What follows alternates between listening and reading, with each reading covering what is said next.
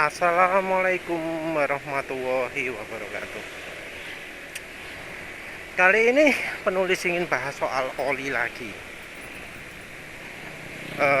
Penulis ingin menjawab pertanyaan soal oli yang dibutuhkan oleh motor lama.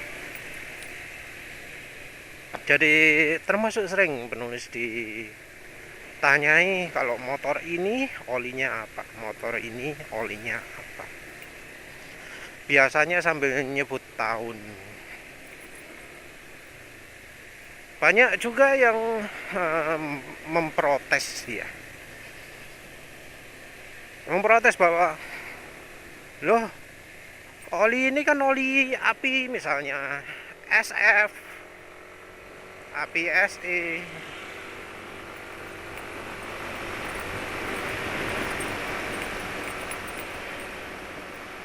Padahal kan sekarang standar API itu sudah SN.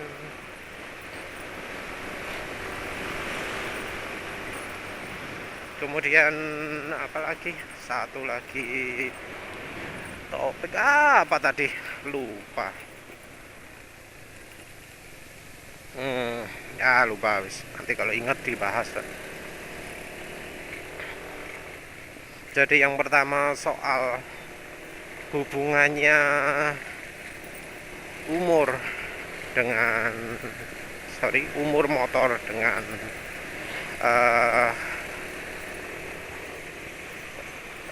kekentalan dan API.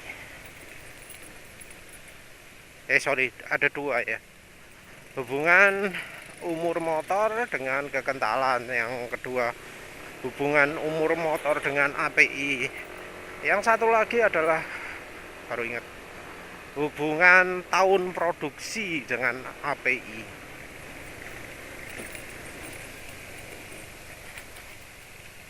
Apa kalau misalnya motor itu keluaran lama harus pakai kekentalan yang lebih ya, pokoknya pakai oli lebih kental, keluaran baru pakai oli lebih encer, atau hubungannya dengan umur motor masih baru pakai oli encer, umur motor lama pakai oli kental. Ini juga berhubungan dengan standar API-nya. Penulis bahas soal standar API dulu ya. Harus diingat bahwa standar API itu dikeluarkan untuk mobil. Sekali lagi ya, harus diingat bahwa standar API itu dikeluarkan oleh untuk mobil.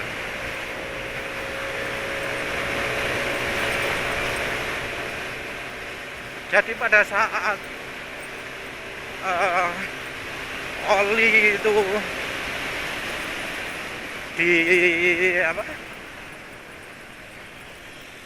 bukan oli, saat standar itu dikeluarkan ya, itu yang tertulis di situ adalah CARS, CARS.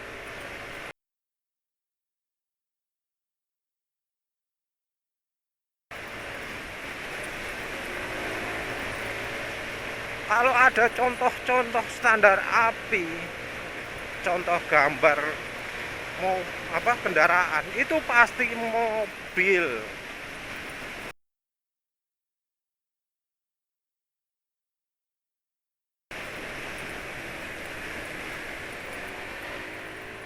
Jadi salah bila kita menggunakan standar acuan API ini untuk motor.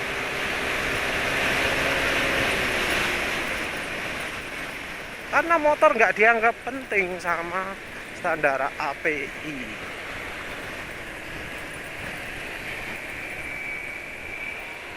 Bila kita lihat larangan penggunaan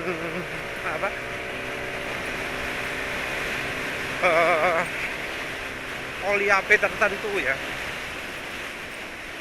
itu selalu yang dilarang adalah jangan dipergunakan untuk mobil keluaran sekian.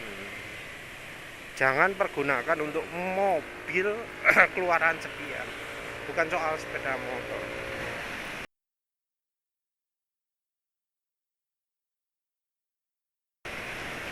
Satu itu. Jadi standar API itu adalah untuk mobil. Yang kedua adalah standar API itu dicapai tidak lewat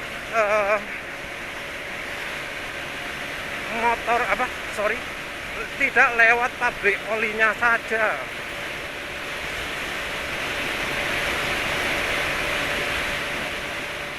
Tapi juga dari pabrik mobilnya juga. Ini perhatikan ya,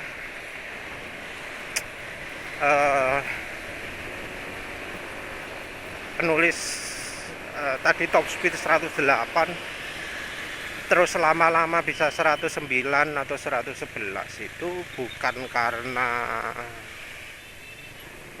hambatan angin, tapi karena olinya kayaknya makin encer. Jadi ketika oli makin encer, motor jadi bisa kencang. Jadi ya nanti lah silakan. Yang jelas standar API itu membutuhkan dari pabrikan mobilnya juga. Nggak cuma standar oli toh, tapi standar untuk pabrik mobil juga.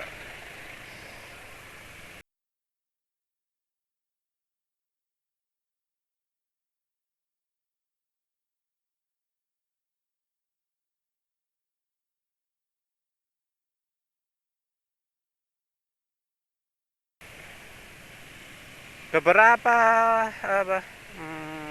syarat ya, pengetatan itu terutama hubungannya dengan kompatibilitas, bukan dengan performa oli, bukan dengan soal licin-licin atau apa, tapi kebanyakan adalah kompatibilitas.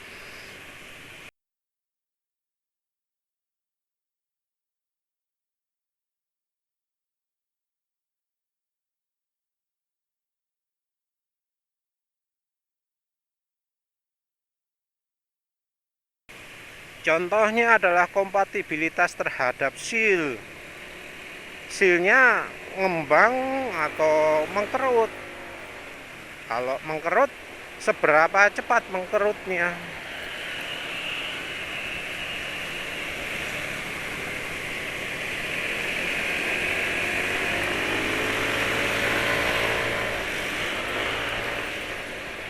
Ya, jangan membuli PC.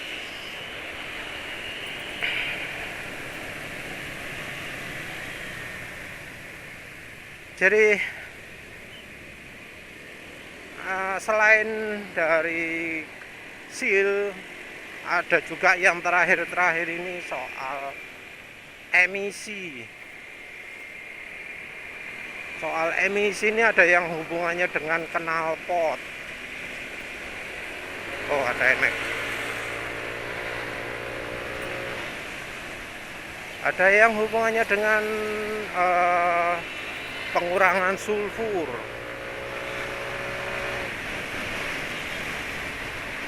Ada yang dengan pengurangan fosfor. Itu tujuannya untuk emisi. Standar seperti itu tidak membuat oli lebih baik kemampuannya, tapi membuat oli lebih ramah lingkungan. Dan ramah lingkungan itu seringkali mengurangi kemampuan oli, seringkali membuat misalnya oli jadi nggak awet, membuat mesin jadi lebih mudah berkarat, membuat oli lebih mudah menguap, dan seterusnya. Jadi nggak semua standar API itu membuat oli lebih baik.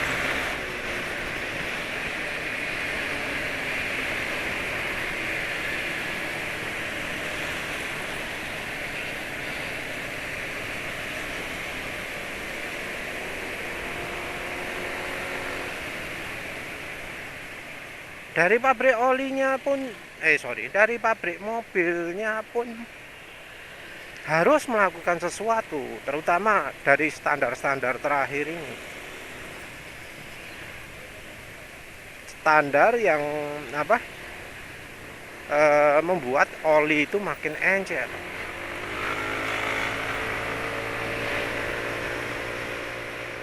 Oli makin encer itu efeknya adalah perlindungan mesin berkurang, oli makin tidak licin, makin sering terjadi gesekan langsung antara logam dengan logam. Padahal sebelumnya gesekan antara logam dengan logam itu adalah sesuatu yang dicoba dicegah sebaik mungkin.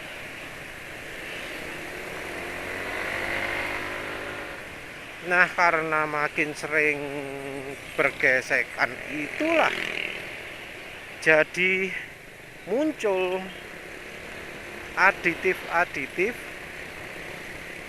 extreme pressure yang tujuannya adalah mencegah aus, karena sudah makin banyak bertemunya logam dengan logam, sudah makin sering logam itu bergesekan secara langsung tanpa ada lapisan oli di antaranya. Ya karena olinya terlalu encer. Dan ini butuh usaha dari pabrikan juga. Dari pabrikan jadi mulai menerapkan, pabrikan mobil ya, mulai menerapkan pelapis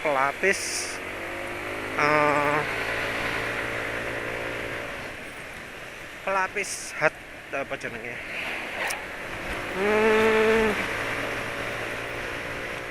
lupa istilahnya, pokoknya pelapis yang nggak pakai cairan. Apa sih jenenge?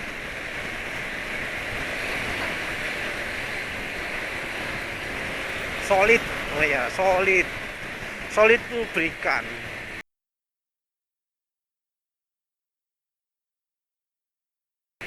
Solid lubrikan itu adalah coating, kalau yang lebih populer di sini itu. Di coating, dilapisi. Ada yang lapis nikel, ada yang lapis diamond.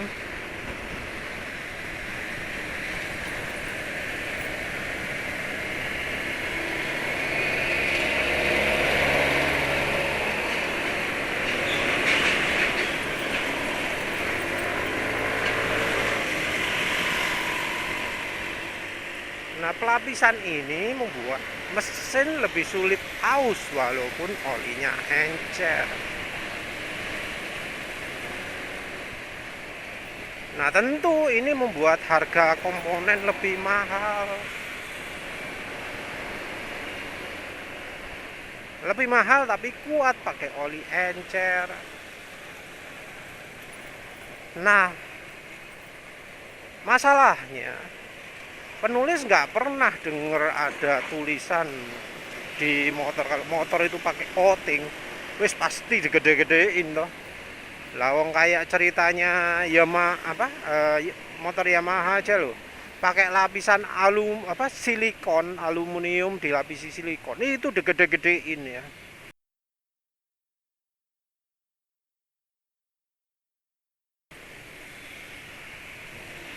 Kalau motor sport ada diamond coating ya, DLC kalau nggak salah, noken asnya atau apanya, itu pasti gede-gedein.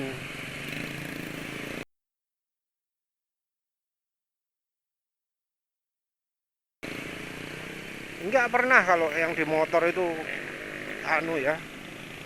nggak disebut. Pasti disebut, soalnya apa? Jarang kalau di motor itu. Kalau di mobil malah nggak ada yang nyebut, tapi secara implisit itu harusnya sudah ada, karena kalau nggak gitu nggak akan awet mesinnya kalau pakai pakai oli encer.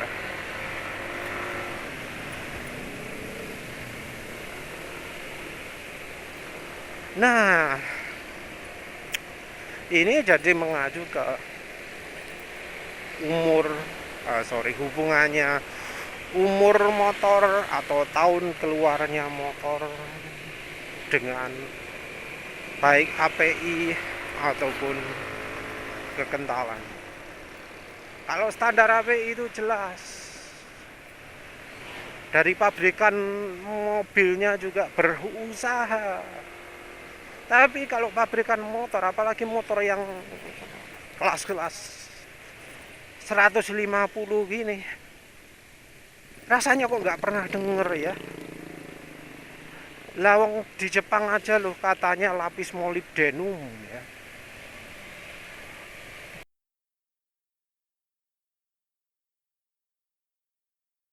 PCX 160 ini Mas, katanya lapis molybdenum, tapi di prototype, di foto-foto silinder itu nggak ada tuh yang pakai molybdenum. Karena molybdenum itu lapisannya bentuk ireng gitu ya, hitam-hitam di bagian pistonnya, tapi ya nyatanya nggak ada tuh.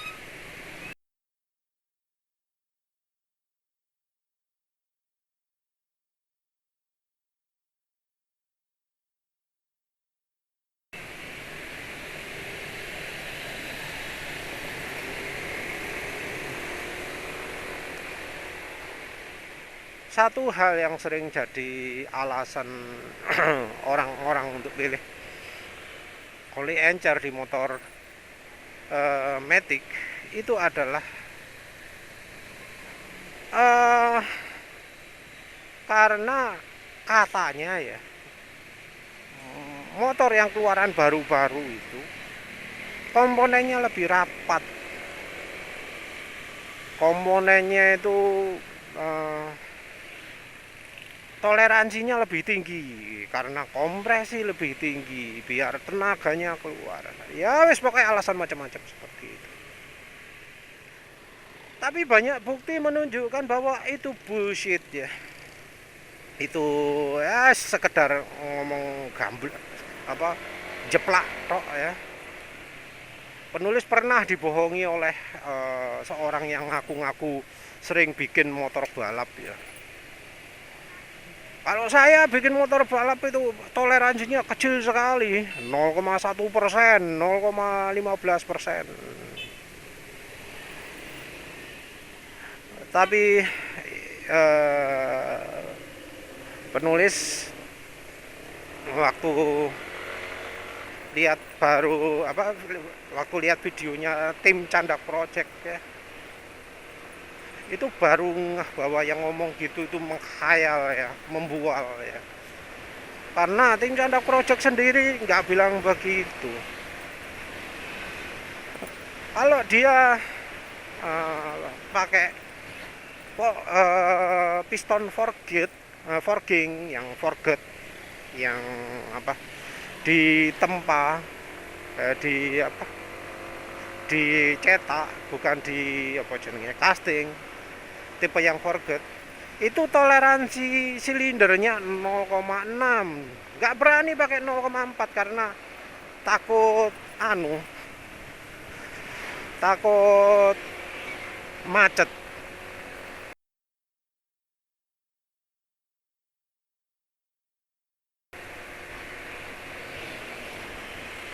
Kalau pakai tipe casting 0,4 mm itu sudah dianggap cukup itu, nggak pernah sampai 0,1, 0,4. Pembujuan memang orang kalau di Facebook itu ngomong kaya seakan orang pinter terus ngomong gitu ya wis. Bukti nyatanya lah ya, bukti nyata toleransi mesin sekarang rendah, bukti nyatanya ya. Motor paling baru NMAX nih NMAX walaupun ini model old, keluaran 2020, baru itu baru, tapi toleransinya mesin nggak rapet. Buktinya apa? Toleransi mesin nggak rapet, penulis kena fuel dilution, bensinnya ngocor ke ruang oli mesin, sehingga apa, olinya itu jadi warna hijau.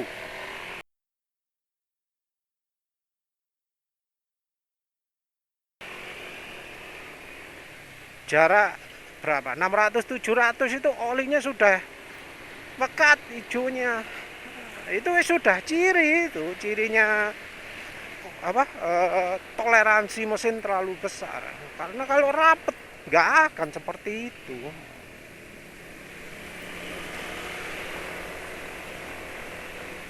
Terus yang apa, ini NMAX ya, Yamaha. Yang Honda juga sama. Honda kan nggak ada cerita nggak ada cerita full dilution mas, kan nggak ada cerita itu. Tapi ada cerita khusus, yaitu apa? Yaitu cerita ketika PCX 160 ring pistonnya macet.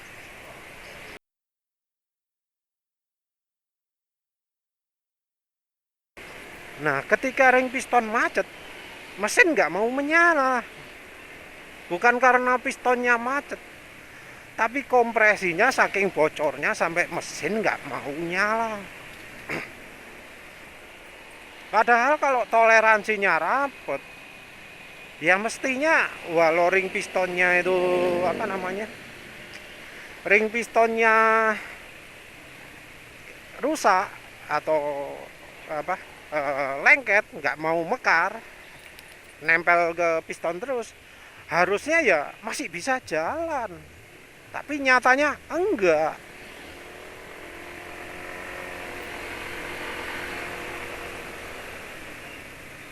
Sudah ada lebih dari satu kasus soal ring piston ini ya. Jadi kompresi mesin, toleransi motor itu ya tetap mulai dulu dari sekarang.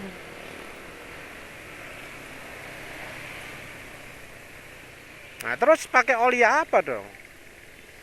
Jangan lupa juga bahwa ya seperti penulis sering ulas ya, bahwa standar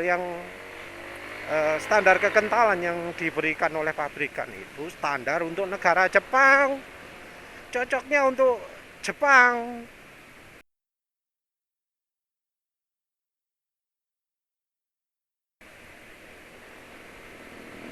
Jepang apa, berkendara di Jepang siang-siang kita anggap aja sama kayak berkendara di Indonesia malam-malam. Jadi kalau pingin berkendara siang-siang bolongnya panas semacam-macam, pakai oli rekomendasi pabrik, ya dijamin cepat rusak olinya. Mesin nggak terlindungi. Karena apa? Karena suhunya terlalu panas. Karena orang Jepang sana nggak mikir Indonesia itu ternyata panas, nggak tahu mereka. Makanya rekomendasinya dibuat sama persis dengan Jepang, padahal cuacanya beda. Kalau yang ini, kalau untuk mereka yang perhatian ya.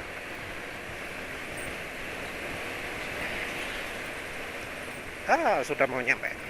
Ya intinya kalau soal oli ini ya, mau nggak mau harus dicoba lah. Karena ya bisa jadi kayak penulis ini sering ngebut, sehingga akhirnya mesin dirusak oleh oli yang kemampuannya kurang, oli yang malu, sehingga aus ya, apalagi mesinnya aluminium, grempes, cepat aus. Makanya jadi terpaksa butuh oli 20W50.